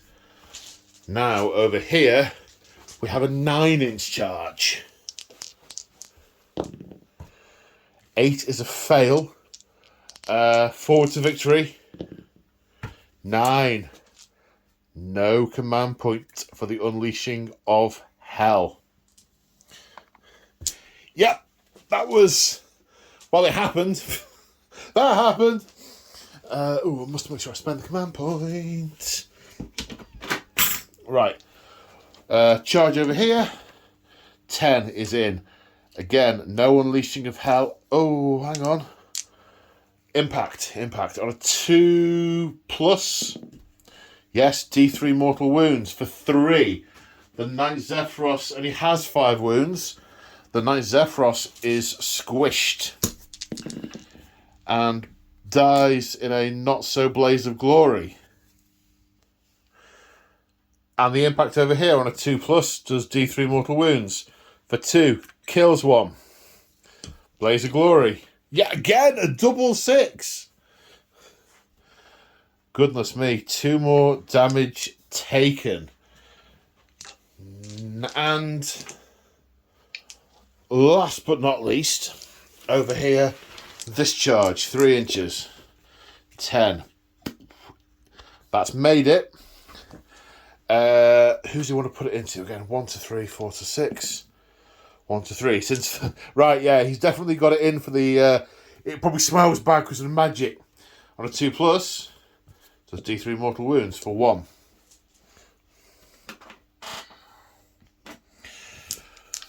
Right, now, what are we going to do in what order?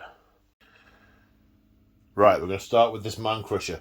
I would love to make him all out attack because I've got command points, but there are no heroes nearby to issue it to him because they have been drawn out of position. So, what is interesting is it's still an objective game, and despite the fact that a number of units are looking perilous, I wonder what can be done with tricksy manoeuvring. But I am thinking ahead. First of all, this Man Crusher is going to squish the Lord Arcanum. He's definitely picked him out for violence. The Lord Arcanum has no command points to do anything, so 4 attacks with the massive club. Oh, obviously the guy's too big to put in a bag. 4 attacks with massive club, hitting on 3s, 2 hits, wounding on 3s. 2 wounds. Rend of 1. Saves of 4+. Yes, both made. Sigmarite holding fast. But he's going to try and headbutt him. No. Misses on a 2. Mighty kick? No. Okay, so he did nothing to the Lord Arcanum. So now it is for one of the Stormcasts to do something. Let's activate these Vanguard Raptors, who will try and club him with the heavy stocks. 2 attacks each, hitting on 4s. 3 hits, wounding on 3s. 2 wounds, saving on 4s. 2 fails, so that's 2 damage done. Now we come to the Beast Smasher, who will swing his many a club. Well, he needs to pile in first. Does he need to pile in first? 1 minute. No, he is plenty close enough where he is. And he will hit on 3s. 2 hits. He will wound on 2s. 2 wounds. He currently has taken 16 wounds. Oh, my card nightmare. Having taken 16, his Mene Club is -3. They have a save of 4+. So they go through, doing 10 damage to the unit. Neither of them are close enough to Blaze of Glory, the reach of his weapon there, giving him an advantage. And they are sent back to the Soul Mills. Now the Lord Aquilor is going to activate. His Starbound Blade and Shock Hand Axe have the same profile, so I'm going to roll them both together. Hitting on 3s. Wounding on 3s. 2. -1, so 2 saves of 6+. No, 4 damage to the Gargant. Then the Griff Charger with the Razor Beak and Claws. Hits twice. Wounds twice. -2, goes straight through. 2 damage. That -2 makes a bit of a difference with the, it goes through the saves, cutting through the saves, so it's half down. I wonder if the Lord Arcanum can finish it off in a moment. After, and I'm going to do the things in a different order now. So first off, First off, we're going to pick one of these up on a 4+. No, we don't. Well, that's all right. We're just going to jump up and down on them instead. Almighty jump means these are going to hit on a 2s because they have a wound of 3 or less. 4 hits. Wounding on 3s. Ooh, only 1 wound. -2. Save for 6. D3 damage. For 3. Kills 1. Puts a wound on the other one. The one that died. Blaze of Glory. No. Then, we're going to swing the Titanic Boulder Club. It gets +2, so it's only 3 swings here on 3+. All hit. Wounding on 3s. No! We have 1 attack left. The Death Grip, which will hit on a 3. Oh, did you see the 1 there and it rolled back? Wounding on a 2. No! He totally... Well, he's so battered, he fails to wipe out the unit. That might do him some damage in a minute. That could be quite significant. I mean, I have no idea if it will be or not, but I mean, it could. It could. Right, now we activate the Lord Arcanum, who is going to attack with his Ether Stave on 3s. Hits twice. Wounding on 3s. Wounds twice. -1, saves of 6. No, that's 2 damage each. That's 4 damage. It has 2 wounds to get through and 3 attacks with Razor Beak and Claws. Hitting on 3s. 3 hits. Wounding on 3s. He's going straight through his armour. 2, 3 or more and he's dead. And he is dead. Now, the question is, which way is he going to fall? Backwards.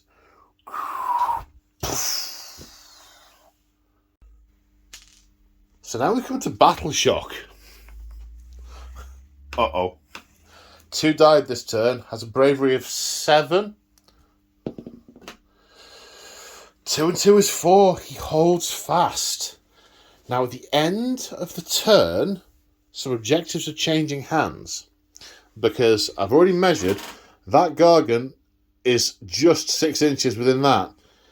And this is now there's no Gargant anywhere near this, so this one is going to flip to Stormcast control. So the Gargants are going to gain 2 points at the end of their turn. If he'd been a little bit further away, it wouldn't have been quite so much. So now that they've changed hands, we need to see who gets priority in Battle Round 3. Stormcasts now. Do Stormcast want to go first, or do they want to go second? I mean, they want to go first, because, yeah, they want to go first. I'll explain my thinking in a minute when I've properly thunk. So we're at the end of the movement phase.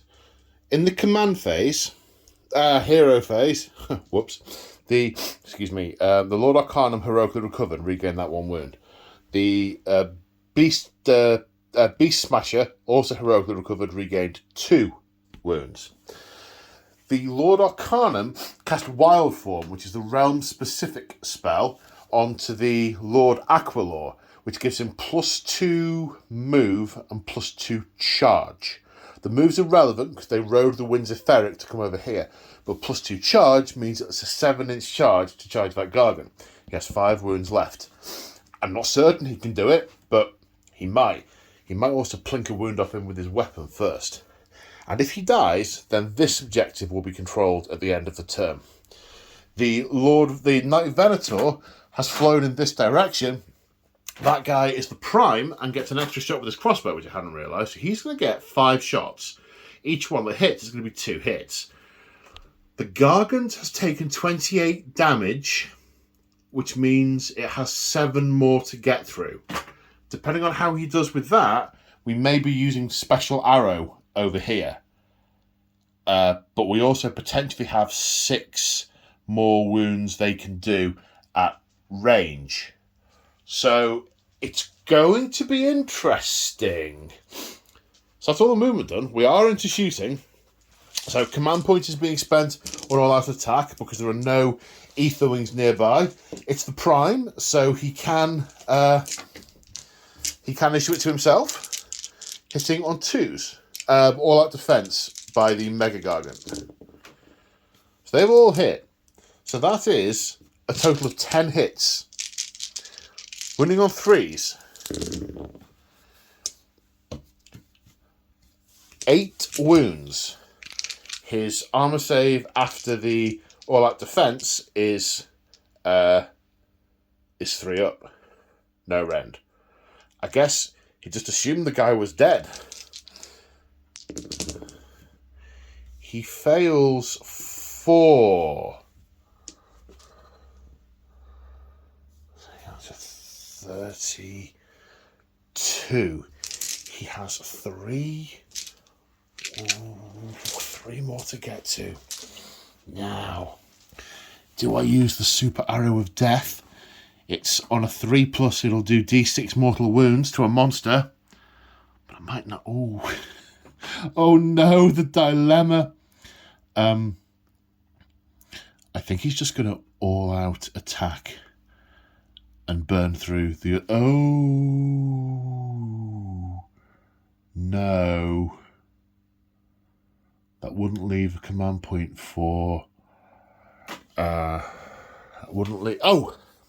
He gets to do a free command per phase, so he will issue all-out attack to him. Yes! Okay, so the Realm Bow, first of all. Hitting on 2s. 3 hits. Wounding on 3s. 2 wounds. -1, 2 saves of 4+. Both passed. It's down to the Star Eagle. Hitting on 2s. 2 hits. Can't do it. Can't do it. Wounding on 3s. No wounds. The Gargant is still kicking. And in fact, because he didn't take any wounds from the Knight Venator, the Prime can't even club him to death now. He can do a maximum of 2 wounds, 2 damage. So the War Stomper is still going. Oh, goodness me. Right, the heavy crossbow into the Gargant, the Man-Eater Gargant. 3 hits, 2 wounds, -1 saves of 6, 1 save, takes him to 8 damage taken. We're now on to charges. The Lord Aquilor, 7-inch charge. No, forward to victory. Yes! Oh, by the skin of his teeth. So all the command points gone. His weapons. Hitting on 3s. 3 hits. Wounding on 3s. -1. 3 saves of 6+. He doesn't get any. 2 damage each. That is enough to kill him. But which way is he going to fall? He falls backwards, away from the Lord Aquilor. Then the War Stomper is going to attempt to pick up and throw this noble... I nearly said Astartes! This noble Stormcast on a 4. Yeah, he's been picked up and hurled towards the Knight Venator, but doesn't make it that far because it's a 12-inch range, and is squished to death on route. Well, he's basically squished and crushed to death and then thrown. So that's all the fighting in Stormcast turn 3. At the end of the turn, that objective goes green/yellow, and 3 points are scored. Right, in the hero phase this time, the War Stomper is going to attempt heroic recovery on a 7 or less. That is a 7, and it recovers 1 wound. It now has 4 still to get through. The Knight Venator is going to attempt heroic leadership. No. I mean, at this point, everyone's a hero on the table. So, heroic leadership's somewhat moot, but he was after the command point. So now we're on to movement. So at the end of the movement phase, it looks like this. Now, the War Stomper has got very, very, very close to the Stormcasts. That's because he has the Amberstone token. That's his artifact of power, and which means he can run and charge. So he's used a command point on thingy. What's it called? At the double to run his maximum. Even on his current level of damage, his move is still 8. So he's got super close. So I had to decide if I wanted to use the last command point, the last Stormcast command point on repositioning. But he's just going to charge the Lord Arcanum anyway. So with a bit of luck, when he comes in, I might pluck a couple of wounds off him, and hopefully he won't kill both the Knight Arcanum and the Lord Arcanum and the Knight Venator before they get to turn around and do him in return.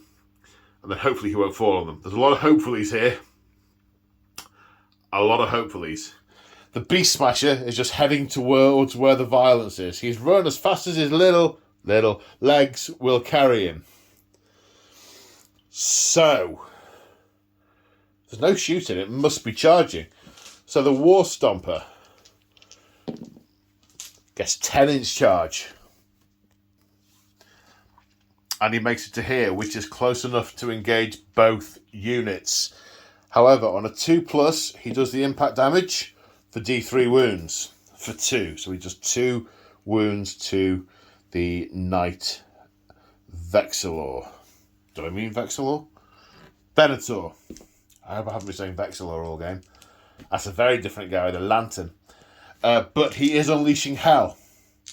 He can't use his special arrow in unleashing hell, but he can shoot with his realm bow. -1 to hit, so he's hit on the 6, wounding on a 3. -1 save for 5. No, a point of damage taken. He has 3 left to get through. The Star Eagle on 4s, 2, wounding on 3s, 2, saving on 5s, 1.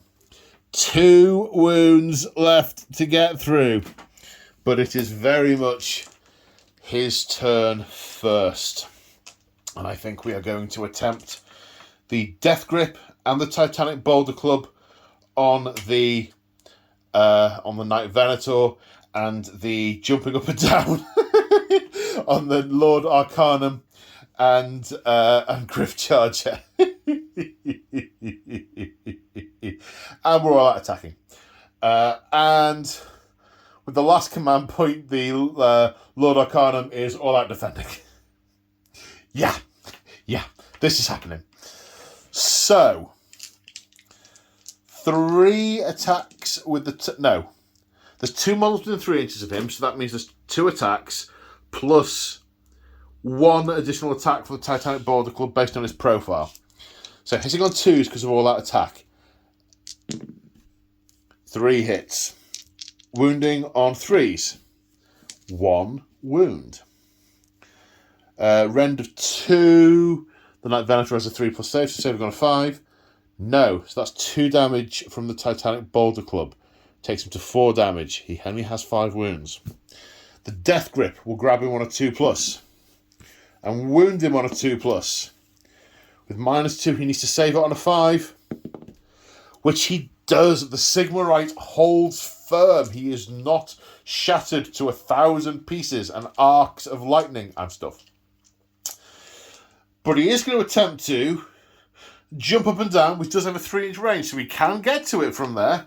He's going to jump up and down on top of the Lord Arcanum on 2s. 4 hits. Wounding on 3s. 3 wounds. The Lord Arcanum all out defended. +1, -2 is 4s. Failed all 3. D3 wounds each. 4, 3, 5, 6. Lord Arcanums have 8 on Griff Charges anyway. So 6 damage taken. 2 remaining. So he has failed to kill either of them. So, the Knight Venator, I feel I should give the Knight Venator the chance at finishing him off. The stave of the bow, he has 2 attacks hitting him with his bow stave, hitting on 3s. 1. Wounding him on a 4. Yes. No rend, save of 4+. No. So he takes another wound. I've lost count now. No, that goes up to 4, Paul. 34. 1 wound remaining. Come on, Star Eagle. Celestial Beak and Talons. You have 4 attacks. 3s to hit. 4 hits. 4s to wound. 3 wounds. No rend. Saving on 4+. If he fails 1 of these, he dies. He fails 3 of those. The War Stomper is finally brought down. But we know what happens next. I almost can't bear to watch this. Which way is he going to fall? Win from the Stormcast. He falls backwards. Wouldn't that have been funny as hell if we just squashed them both dead? He falls backwards as he dies.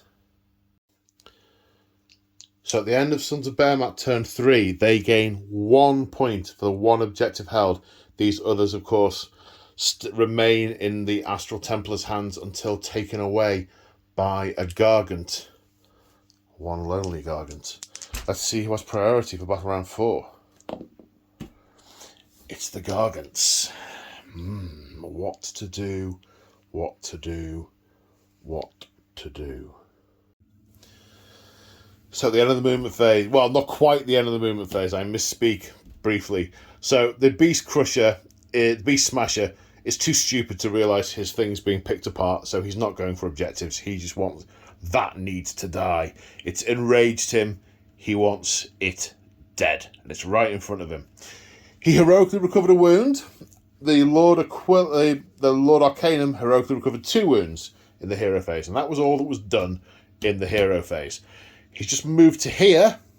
The Lord Aquilor is not stupid. He is going to redeploy for a command point and move 6 inches. It is now an 11-inch charge. Oh, 10. I'm going to remeasure that. Look at that, I was wrong. It's a 10-inch charge. I don't know what I did wrong first time round, but it's only a 10-inch charge. He made it. So on a 2+, he will do to 1. So we won't do D3 mortal wounds to anybody because it was a 1. Okay, so now we're fighting. The Beast Smasher is all out attacking. The Lord Aquilor gets to issue 1 free command a turn. All out defense. He's all out defending on himself as well. This has gone badly wrong and they need to ride the winds of Theric away from here if they survive. So, how to do this? We're going to put the Menhir Club into the Lord Aquilor, and we're going to put the Almighty Stomp and the Death Grip into the Lord Arcanum. Should be interesting. The Lord Aquilor, of course, has the Dragon Scale armor, which means he can reroll saves if the damage characteristic is higher than 1, which all his attacks are. So, 3 attacks with the Menhir Club, hitting on 2s because of all out attack. 3 hits. Wounding on 2s because it's Mahosive. 3 wounds. He's only taken 13 damage, and he had taken a lot more, but he's recovered. He's grown back. Oh, and at the start of a phase, he's seen green. So he's got a 4+ ward this phase. Haha, yes. So the rend is 3. The Lord Aquilor's save goes to 2+, so he's going to save on 5s, but he gets to re-roll. None of them succeed. He needs to save 2 of them or he dies. He saves 1, goes through, and 10 wounds are suffered. The Lord Aquilor dies. A blazing light heads skyward towards his ear and does 1 mortal wound. to the Smasher. Then the Almighty Stomp, 2 attacks, hitting on 2s. 2 hits. Wounding on 2s. 2 wounds. Saving at -2. Saves of 4+. Both fail. D3 damage each. For 3. He has 1 wound. He has 1 wound. He has 1 wound. I basically put the wrong dice in my dice pocket. I would say it's late, but it's not that late. So now we have the Death Grip. 1 attack, hitting on a 2. Hits. Wounding on a 2. -2, saving on a 4. Save. The Sigmarite holds fast. He survives. And the Lord Aquilor will... the Lord Arcanum will jump in with his Ether Stave. Hitting on 3s. 4 hits. Wounding on 3s. Enraged at the death of his brother. Rend -1. Saving on 5s. They all go through. That's 8 damage. But he's seen green. And he ward saves them on a 4+. Only 4 of them go through. To take his damage total up to 18. And that's the end. The Sons of Behemat turn 4. That's Astral Templars turn 4. So at the end of the movement phase, 1 wound was heroically recovered here. 2 wounds were heroically recovered there. And then healing... Was it Cleansing Light or Healing Light? Healing Light restored 2 wounds over here. Was it 3? Some wounds. That's the right number of wounds based on how many were healed. So they have most definitely withdrawn. The Winds of Theric were travelled by the Lord Arcanum, and the Knight Venator has flown back and is drawing his bow, selecting the star-fated arrow from his quiver and aiming it at this Mega Gargant. On a 3+, it does D6 wounds for 6 mortal wounds.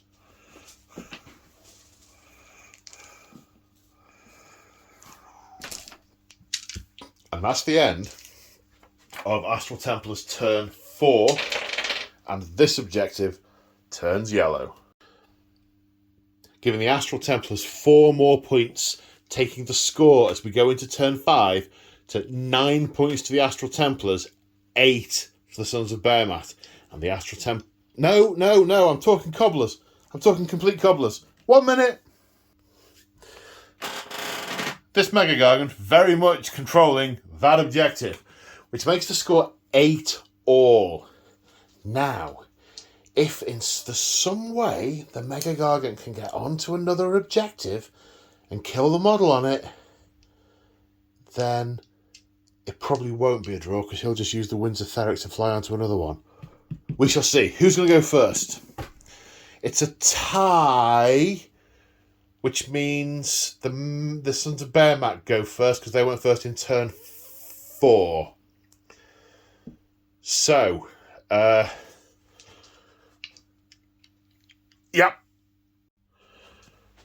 So at the end of the Behemat movement phase, it's his finest hour. He's heroically leading by gaining command points because he's taking command. And we've moved. And it's the movement phase, and the Knight Venator is going to try and relocate 6 inches. Oh dear. Which makes that a 10-inch charge. Does this sound familiar? Speaking of which, charge. Forward to victory. Come on, 10+. No. No, the Beast Smasher fails the charge. And that's the end of their turn 5. And in turn 6, the Knight Venator is going to back off and shoot 6 times. 6 times. 3 after the Lord Arcanum travels the Winds of Theric to join him as they start to back off, leading the one remaining Gargant on a toe tag, staying very much out of range. 3 shots with the Hunter's Bow, 2 hits, 1 wound, no save. The Star Eagle hits, wounds, no save, 2 damage done, and that is the end of turn 5. At the end of his turn, the Mega Gargant scored 1 point, taking him up to 9. At the end of the Astral Templars turn, they score 3, taking them to 11. It is an Astral Templars victory. They have come here and they have taken apart this heel of Mega Gargants, despite the odds, despite not having Paladins, Redeemers, Justicars. Well, technically the other things are just the Raptors are Justicars, but not having the mainstay of a warrior chamber, taking them apart by guile and stealth and subterfuge. But the price was steep. With the exception of these 2 Stormcast Eternals, the rest of the Vanguard host have returned to the Soul Mills, waiting to be reforged anew and then sent back to Gur to begin the hunt once again. And this scene and others like it being played out all across the realm of Gur as Kragnos gallops towards Carcass Dance to find his people, all those of the forces of destruction, all those with a heart of the beast and the spirit of Gur in them, feel his blood beating and his heart pounding as he gallops onwards. So there we go. That was episode 5, and goodness me, that was swingy. There were a couple of occasions there where I genuinely thought they were dead and buried, the Stormcasts. And when some charges happened, some didn't. Some models survived by the skin of their teeth, then they didn't. And that was so swingy. A lot of fun. It's the first time, as I said, I've used the Astral Templars with the Vanguard. They do not hit particularly hard. You've really got to use them. I think in turn 1, I kind of fed half my army to the Gargants, which was thematic. But then I lost a lot of my maneuverability to get some of these objectives. It was just the way some things worked out by some models surviving and being able to travel the Winds of Theric.